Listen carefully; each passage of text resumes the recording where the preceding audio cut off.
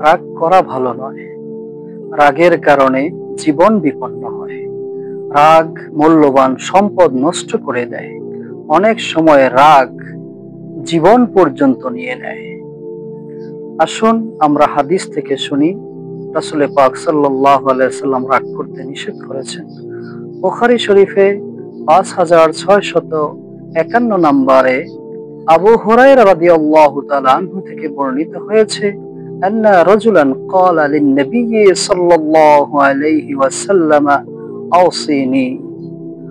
قال النبي صلى الله عليه وسلم لا تغضب فردد مرارا قال النبي صلى الله عليه وسلم لا تغضب।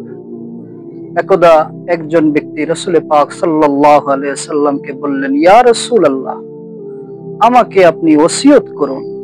রাসূল পাক সাল্লাল্লাহু আলাইহি ওয়াসাল্লাম বললেন, তুমি রাগ করো না।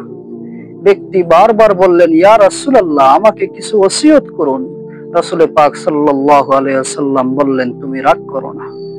আসুন আমরা রাগ থেকে বিরত থাকি। রাগ একটি খারাপ অভ্যাস, এই অভ্যাসকে আমরা পরিত্যাগ